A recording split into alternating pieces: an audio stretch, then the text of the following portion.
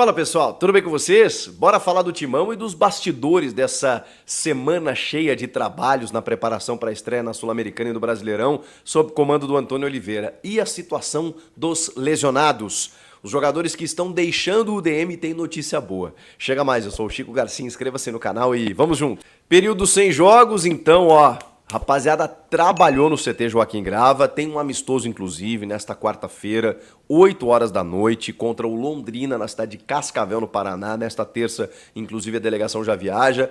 Imaginamos que não seja tão frustrado como foi o jogo-treino de sexta contra o Santos, né, que acabou não acontecendo por conta de um acidente na estrada, né, em direção a Santos, e aí a delegação voltou, teve que trabalhar na academia. Era um teste importante, não só para o Corinthians, mas para o Santos também, que vai ter uma semifinal de Paulista e ficou esses dias todos parado aí por conta da data FIFA. E agora o Corinthians, né, que está esperando a estreia na Sul-Americana, dia 2 de abril, terça-feira, lá em Montevidéu contra o Racing, depois joga dia 9 contra o Nacional do Paraguai em São Paulo, na Neoquímica Arena, e aí depois estreia no Campeonato Brasileiro, né? Dia 13 ou 14 de abril, agora não sei exato, contra o Atlético Mineiro, mas é nesse final de semana que é o começo, né, do Brasileirão para todos os times, inclusive para o Corinthians. Corinthians que não joga desde o dia 14 de março, né, naquela vitória sobre o São Bernardo pela Copa do Brasil. A gente está no dia 25 para 26 de março, já são 12 dias sem o Corinthians em campo, então vai jogar nessa quarta para fazer um teste interessante contra o Londrina, né,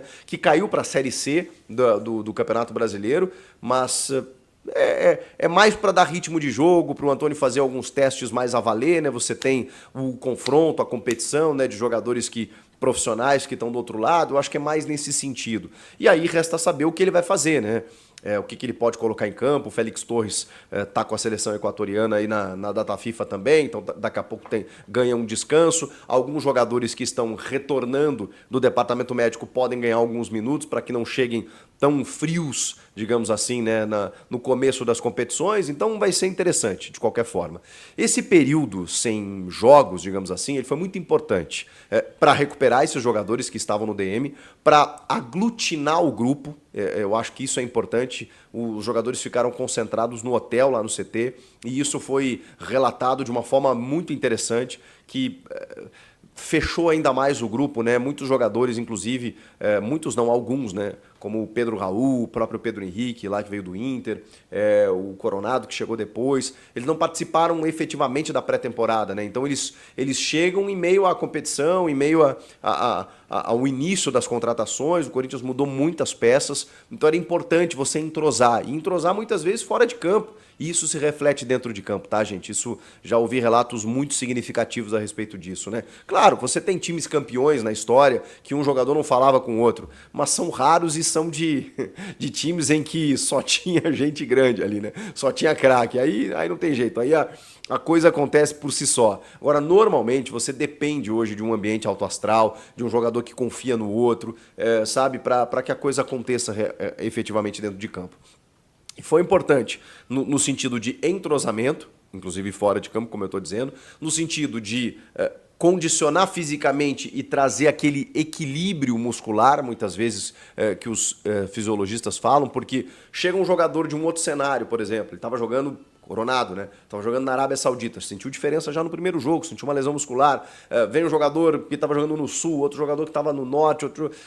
Esse equilíbrio muscular, ele depende de uns dias. Então foi importante também para que todo mundo trabalhasse de forma uniforme o aspecto físico. E claro, também tem a ver com uma implementação tática por conta dos trabalhos do Antônio Oliveira, que aí começa a colocar muito mais as suas ideias. Eu sei que o jogo ele é maravilhoso, né, para você ter o retorno, mas o treinamento é onde ele testa tudo, onde ele orienta, onde ele para, volta e tal. Então o estilo de jogo do Antônio foi muito mais aprimorado nesse período agora, juntamente da questão física e da questão de entrosamento. Tudo isso foi importante nessa semana, e nesses 10, 12 dias sem jogos lá no CT Joaquim Grava.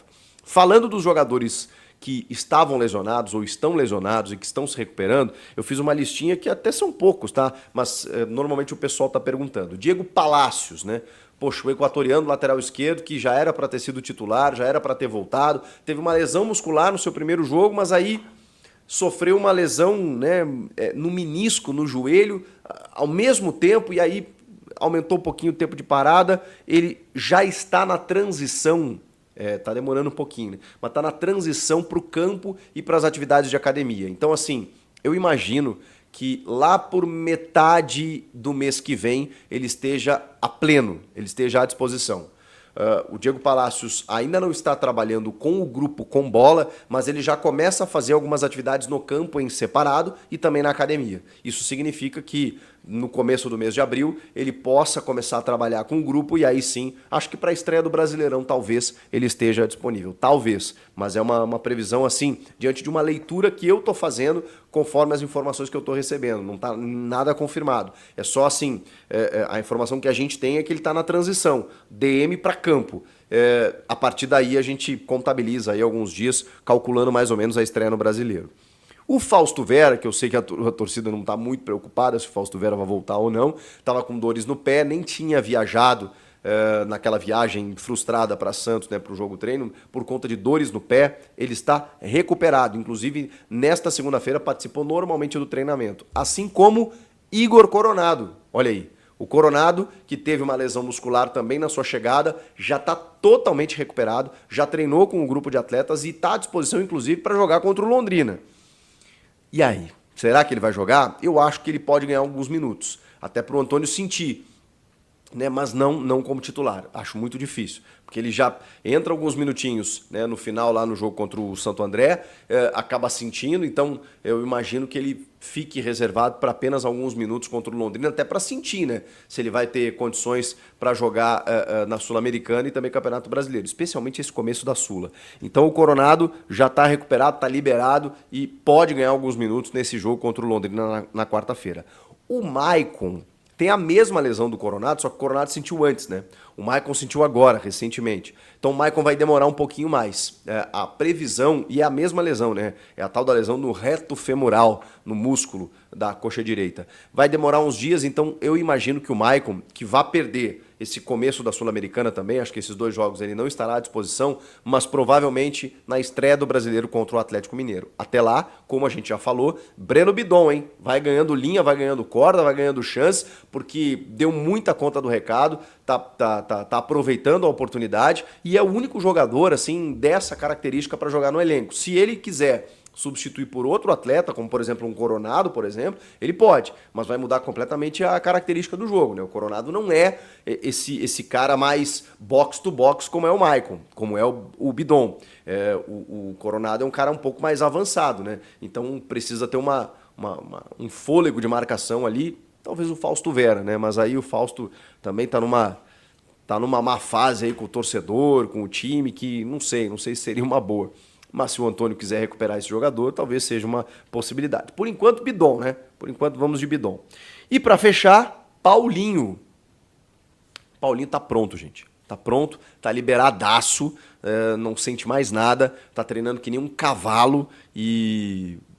Enfim, depois do meu último vídeo aí, caramba, a galera tá na bronca com o Paulinho aí por conta daquela polêmica lá com a Corinthians TV, mas assim, é um jogador que se tiver pleno, gente, ele tem muitas condições, e eu falei nesse segundo homem, né, pode ser o Paulinho, porque inclusive nessa entrevista que ele deu pra Corinthians TV, ele reclamou, ele falou, cara, só falta jogar, sabe, eu tô treinando, tô já recuperado, e ele sabe que o relógio corre contra ele, porque ele tem contrato só até metade do ano. Que foi nessa extensão que o Corinthians fez para que ele se recuperasse de lesão. Então, se ele quiser provar alguma coisa para estender até o final do ano, pelo menos, ele precisa jogar. Então, ele deve estar louco para entrar em campo, o Paulinho. E assim, a gente sabe da qualidade do Paulinho, né? O Paulinho jogou no Barcelona, gente. O Paulinho jogou no Tottenham. O Paulinho foi seleção brasileira há muitos anos. E no Corinthians não preciso nem falar o que já jogou esse rapaz, né? 35 anos... recuperado de lesão, a gente torce para que ele não tenha mais nenhuma e vai fazer falta, né? Tá fazendo falta porque assim, você vê que um jogador lesiona, cobertor curto, né? Já o Maicon lesionou, você, caramba, mas o Coronado não voltou ainda, o Fausto Vera tá com dor, já não tem um bom cartaz com a torcida e tal. Aí, pum, puxa da base o Bidon. Que bom que o Bidon aproveitou, né? Porque daqui a pouco se o jogador sente, você já não tem essa peça ali, mas o Bidon tá aproveitando as oportunidades. Sobre o Corinthians hoje, direitos de televisão. Corinthians hoje tem 3 propostas ou até mais. Uma delas não foi divulgada, ninguém deu, nem eu. Eu falei com a minha fonte hoje, ela falou assim, não posso falar. Outra é da Globo, outra é da Abrax. Tá saindo que o Corinthians já fechou com a Globo. Mas eu tenho uma informação que vai de encontro a isso, tá? Porque é a língua portuguesa. Ao encontro e de encontro. As pessoas erram muitas vezes quando falam isso. Se a pessoa fala, eu falei uma coisa que foi de encontro a isso. Não, não. Se for de encontro, como se fosse uma batida de carro de frente. Você já vê que coisa boa não é. Então, só para você entender um pouco aí, uma aulinha básica. Não vai ao encontro a informação, ela vai de encontro. Porque a informação que me passaram é que a melhor... Me confirmaram isso hoje. Muito obrigado aí, 3 mil corintianos com a gente. A informação que me passaram hoje é que a melhor proposta para o Corinthians hoje, dia 25 de março de 2024, é a da Abrax. Tá? Não quer dizer, não é racha de jogador, tá, gente? É racha na diretoria. Já dei a informação. Tá? Na diretoria. Café do Pasquale. Vocês são ridículos. Tá? Só para não é racha de jogador, tá, gente? É racha na diretoria. Menos mal, né? E quando é racha no elenco é horrível. Eu fico sabendo de tudo. Sinto muito, mas tudo que acontece no Corinthians hoje não tem como, eu fico sabendo. E por isso que eles me respeitam, né? Eles sabem, pô, cara, como que o cara fica sabendo de tudo? E me respeitam também porque eu os respeito, né? Sempre respeitei todo mundo. Até o Duílio, eu falar que era o pior presidente da história do clube por 3 anos, era uma opinião. Mas quem me desrespeitou foi ele, quando foi no programa do Neto lá e falou mal de mim. Mas esquece isso. Corinthians hoje tem a melhor proposta de TV, a Abrax. Tá? A Abrax. Só que não quer dizer que o Corinthians vai fechar com a Abrax. O Corinthians tem uma proposta de 240 milhões da Abrax e da Globo. Mas hoje, para o Corinthians, a mais interessante é da Abrax. Tá? Porque tem bonificações e a da Globo não. Ou as bonificações da Globo não chegam perto da Abrax. Só que existe uma outra proposta também que o Corinthians está avaliando. Então eu penso o seguinte, ou a Globo cobre, ou o Corinthians também está jogando, né? Ó, nós vamos fechar com a Abrax para ver se eles aumentam. Faz parte do jogo e eu não quero cair nesse jogo, então já estou passando uma possibilidade para vocês. Mas hoje não tem nada fechado. Agora, uma fonte me garantiu hoje que até semana que vem isso vai ser resolvido, tá? Então, acho que essa novela acaba na semana que vem, tá? Na semana que vem essa novela termina entre Corinthians e, né, uma detentora aí, enfim, dos direitos de TV. Essa é uma situação, tá? Outra situação, Corinthians teve mais alguns encontros com a Caixa, fora aquele que foi divulgado publicamente, tá? Depois daquele que foi publicado, que foi divulgado publicamente, teve mais uns 3 encontros. Então o Corinthians está avançando a cada dia em relação à Caixa. E a ideia, né, é claro, é fazer uma proposta que ainda não foi feita. Outra coisa que o Corinthians, né, está tentando ver com o governo é a questão de pagamentos tributários. O Corinthians vai querer ver isso, na verdade, um advogado que vai cuidar disso para o Corinthians. O Corinthians hoje tem dívidas tributárias, né? Que, gente, vai deixando o like, a gente já está passamos dos 3 mil, vamos cair para 4 mil simultâneos. O Corinthians tem dívidas tributárias, tá? E só para você entender um pouco sobre isso, Corinthians hoje deve 500 milhões de tributos, sendo que desses 500 milhões de tributos, eles já estão financiados, né, diluídos para serem pagos em 20 anos, que é pelo Profut. Então, assim, é uma dívida que o Corinthians considera que não que foi resolvida, mas que está aí para ser, né, para ser paga em 20 anos. Então, existe hoje essa questão dos tributos, tá? Eu estava falando com meu amigo Borges sobre isso, né? Sobre tributos, e ele estava me explicando o seguinte, né? O que é uma dívida tributária, tá? Corinthians nega isso, tá? Mas uma fonte muito importante falou para mim que eles querem até anunciar em breve um acordo aí com o governo federal. Uma contribuição previdenciária, ela precisa ser feita sobre os pagamentos de jogadores, valores de arrecadação, que o Corinthians é mandante, só que o Corinthians é mandante, claro, porque tem que recolher aí 5% sobre o total da arrecadação da bilheteria. Fora isso, 5% que vende de camisas, de patrocinadores, de placas, de estádio, todo mês. E aí os bonitos que comandam o Corinthians não recolhem esses tributos, tá? Não recolhem esses tributos. E aí o que acontece? A dívida vai enrolando e a dívida vai aumentando, tá? Então existe, por exemplo, hoje uma transação tributária que é prevista na Lei 13.988 de 2020, que o Corinthians pode ser beneficiário, então entrar em acordo aí com essa transação tributária, né? Pode até ter os lances dos precatórios também envolvidos, enfim, é uma questão chata, né? Quem é advogado aí, quem é contador, sabe mais ou menos do que eu estou falando. E o Corinthians precisa negociar isso. Então, assim, é duro, né, velho? Porque os caras passam pelo Corinthians e não são capazes de pagarem os tributos, né? Enfim, a própria Bíblia já diz, né? Dê a César o que é de César, né? Mas esse é o Corinthians, né, velho? Então a situação realmente é uma situação meio chata que precisa ser resolvida. Em questão da Neoquímica Arena, a proposta não foi feita ainda, tá? Estão ainda em conversações, tá? Mas ainda não foi feita a proposta. Então a gente vai ter que aguardar um pouco mais, tá?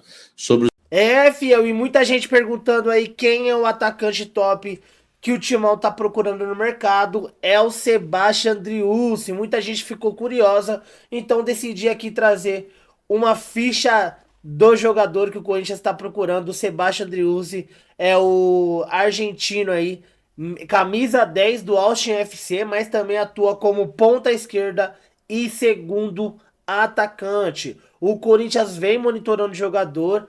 A informação é do jornal argentino El Craque Deportivo, e El Deportivo lá da Argentina contou nesta semana que o Corinthians e o River Plate estão interessados na contratação do jogador, inclusive já fez até sondagens, né? O Sebastian Driussi tem bons números nesta temporada, tem 86 jogos, 13 assistências e 43 gols, é o camisa 10 lá do Austin FC. Ele saiu do River Plate, né? Já foi jogador do River Plate, onde foi campeão, foi para o Zenit, onde também foi campeão e foi contratado pelo Austin FC e joga Major League Soccer, a liga lá dos Estados Unidos. O jogador é avaliado aí pelo Transfer Market por 10 milhões de euros. Tem 28 anos, então um jogador aí que já tem uma certa experiência e tem contrato com a equipe dos Estados Unidos até dezembro de 2025. O Corinthians já fez sondagens com o jogador, está monitorando e pretende fazer uma investida e uma oferta na metade do ano, quando a janela de transferências será reaberta para os clubes poderem fazer suas contratações, fiel. Mas a informação é quente, o Corinthians monitora sim o Sebastian Driussi, que é um baita jogador, né? Muitos comentaristas argentinos aí elogiam bastante o Sebastian Driussi. Está em alta aí na equipe do Austin FC nos Estados Unidos. Vem jogando muita bola lá na Major League Soccer. E despertou o interesse aí de diversos clubes. e o Corinthians tá na parada, só tá esperando a janela reabrir para fazer aí uma proposta para o jogador. Gostaram da informação? Deixe seu like no vídeo, se inscreva no canal, ative o sininho das notificações para não perder notícias como essa. Eu vou ficando por aqui. Tamo junto, forte abraço e vai Corinthians!